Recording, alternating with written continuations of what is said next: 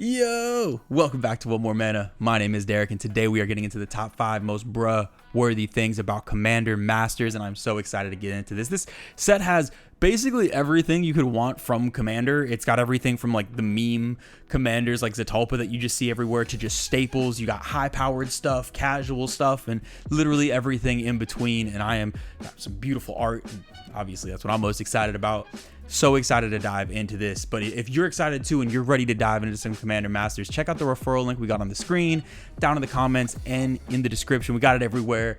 Use that link and help show the channel some love. We always appreciate that. But we're going to dive right into this list. And if this is your first time watching one of these top 5 most bruh-worthy cards videos, really the purpose of this is to talk about cards that make me feel something, make me feel some type of way. It could be the most diverse range of emotions, from the happiest highs to the saddest lows to the acceptance that smothering tide exists and I have to deal with it on basically a daily basis in Commander. I could say bruh for a million reasons, and this list is all about all of those reasons. So we're going to start with number 5, and the number 5 most bruh-worthy thing about Commander Masters. We're going to take a little trip down memory lane to a time when I was a wee young tiny human, probably playing Yu-Gi-Oh, definitely getting beaten by all my siblings in Smash Bros.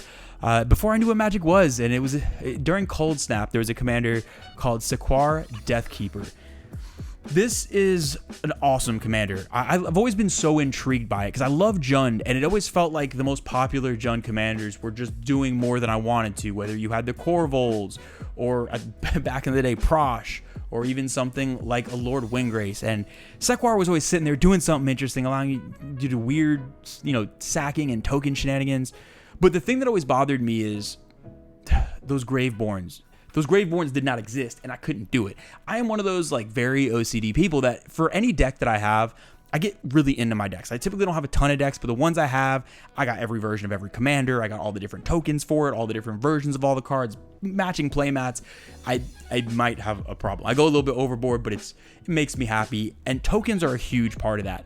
I'm the type of person for my Scarab God deck, for example, where I'm playing all the zombies. I got every zombie token you can imagine, weird foil versions, weird promo versions. I need all that. And with Sequar, for the longest time, it was printed at a time in Cold Snap, the token was not part of that set. And then when it got its reprint in an early Commander product, the token was also not a part of that set. So up until this point, these Graveborns, you needed to either draw your own, commission an artist of your own, or just play pretend and figure out what you wanted to do. And bro, when I tell you that was frustrating, every time I looked up Jund commanders, this ended up on my final list of something I wanted to build, and those tokens wouldn't let me do it. But bruh, you did it, Wizards. Thank you. We have Graveborns, and they're beautiful. I'm gonna put it up on the screen now. Look at this. I mean, I assume for Graveborns that skull into the spine is the equivalent of a baby blanket or a little teddy bear it carries around for comfort. I mean, it's adorable. I want to give it a hug, and I'm just happy it's here. Now at number 4, the number 4 most bro-worthy thing in this set, we're gonna have a little talk about extra planar lens. Now I know this is an all reprint set outside of the precon, so you might be like, Derek, why are you talking about this card that's been out for probably 15 years at this point? I may or may not have gone on a rant about it before, but we need to talk about the hidden text on this card, because that's where people get thrown off. Look, it's a very powerful means of ramping. You can do the whole snow basics thing to basically get a one-sided ramp effect. Just beautiful new art for it. So why would I be so upset about this card? Why is this card making me say bruh? Because bruh, if you look at the text, get a little magnifying glass. Under the rules text, even if there's some flavor text under that, in very, very fine print, you're going to see something that says, when you cast this card, each opponent manifests targeted artifact removal to basically give a big middle finger to Derek, because he's not going to have any fun and he's not going to ramp. And that's word for word that it just says there if you look really closely. I know it's a lot, so it's hard to fit, but every time I play this card, and typically play this in colors that need the ramp. I'm playing this in mono red, maybe mono white. So I'm like, I need to hit my land drops. I need to ramp. Get to turn maybe 4 or 5, drop this. I'm feeling good. Exile a land under it. I'm about to go off next turn. I'm counting all these ways I'm gonna spend all this mana. Every time someone just bam, Vandal Blast targeted to be extra petty, it's no longer there. So not only do you lose the ramp spell, but then you're down a land. You basically just strip mined yourself. And every time that happens, and it's just a warning, a word of warning to everyone out there. Make sure you read that card, because if your name is on that list, on the little extra rules text under there that your opponent's manifest removal, you're gonna have a bad time. So extra planar lens, I'm on to you. You're a trick that is just waiting to make me sad, and I'm not falling for it. No, the number three most bro-worthy thing in this set, we need to have a little talk about Michaelis. See, I love Michaelis. Michaelis to me is one of the most iconic, really the most iconic Magic cards in my mind. To me, it represents so much of what Mono Black loves to do. It talks about zombies. It has like weird graveyard combo involved. It is just such an awesome card.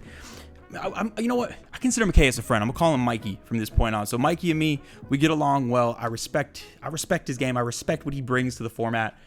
But there's something I don't respect. Look, I get it. I'm not one for like formality and being extra formal and over the top and wearing a suit for everything. But like, bruh, Mikey heard it was picture day and literally stopped from eating some corpse for like 2.5 seconds to take this picture.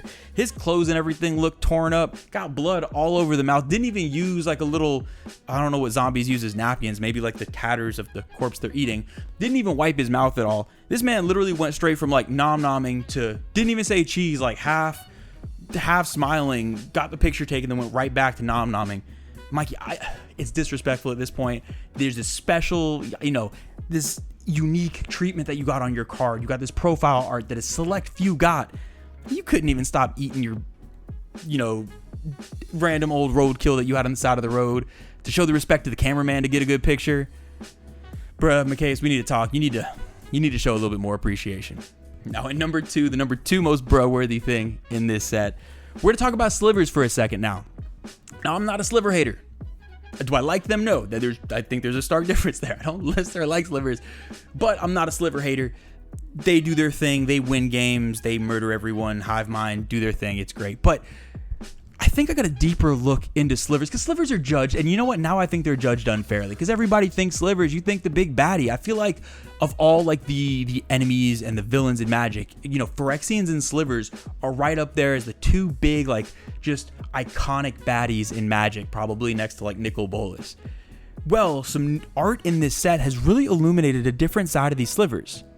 If you look at Constricting Sliver and Siphon Sliver, and we're going to put these on screen, look at this. Now, what you might see is, these things are like murdering, like basically like, but look closer. I think they're just giving hugs. Look at that. Siphon Sliver with his little gator buddy. I think that's a smile on the gator's face. I think they're cuddling. I think we are seeing the cuddly side of slivers that they've been trying to hide for all these years, trying to act tough, trying to put on this front of, we're the baddies, we're going to kill everyone. And they just wanted some cuddles. Look at Constricting Sliver. That cow, does it kind of look dead? Maybe, but if you look closer, I think it's just laying on its back to get some belly rubs. So look, slivers, I'm onto you. You want cuddles, and you just don't want to say it. You want to come off as tough, but it's okay. Just open it up. Slivers, bruh, it is okay to have a soft side. You're letting it out slowly, and we appreciate that. The number one most bro-worthy thing in this set, and this is one that really kind of got me going. So that profile art treatment I just talked about with Mikey, Michaelis, I think it's really cool. I am a huge fan of it. I know there's been kind of mixed reviews. I think it is amazing. I'm one of those people that, again, I don't have a ton of commander decks. So the decks I have, I go all out for. I want every art of every commander. I have every version of the Scarab God, or, I want every different treatment, foil, non-foil, and I just love having like almost like a gallery of the history of the commanders I play for my decks. So when I saw this treatment was coming out and I saw that Scarab God was in the set, I started getting real excited, like really excited. I was like, I can't wait to see because it's like a unique opportunity for artists to get really like a close-up of the faces of these commanders. But then I started seeing the previews and I saw like Marion and other like human characters. And I was like, okay, you know what? Maybe they're going to focus on more human faces because it's a really cool opportunity to give more personality and emotion to these human faces close up. So I was like, I'm not even going to be mad. Me and the Buggy Bro, Scarab God, are just going to take our L here. He'll get another version in another set. But then I started, watching more and I was like, wait, the Dragon's there. And you got Zakama there too. So it's not just, but I was like, you know what? Dragon, Zakama, they were kind of on like the box art and everything. And dragon faces are very distinct. So I was like, you know what? I'm willing to look past that. It's whatever, it's cool. They're not disrespecting Scarab God at this point.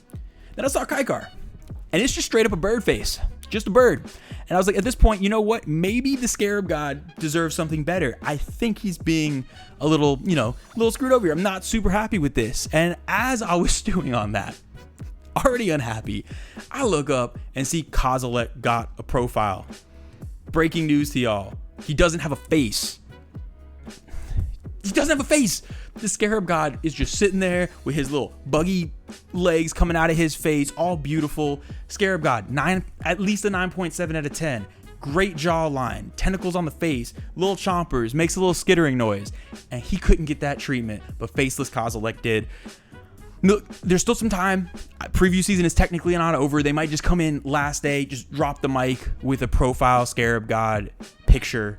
But if not, bruh, why would you do my boy, the Buggy Bro, like that? Why would you try him? And it's a great set, but I'm going to have to add on this very, very, very just end on a sad note. That is going to do it for the top 5 most bro-worthy things from Commander Masters. I am incredibly excited for this set. Master sets are my favorite, just period, because there's no new cards I need to keep track of. I only got so much space in my head. So really what it's about is seeing new art for cards that you love, being reminded of cards that you forgot got printed years ago, and just picking and choosing the stuff that, okay, cool, I don't really need to use much bandwidth on this. I just get to see the cool new art and cool things that weren't as available before. And I think that is awesome. It's one of the reasons that I get very excited when Master sets come out. What's y'all favorite thing in Commander Masters? Let me know down in the comments below. Let me know if you have a certain pet commander that got that profile treatment, and try to explain why they deserve it more than the Scarab God. I will be listening. We got plenty of exciting stuff to come. But until then, I will see y'all next time.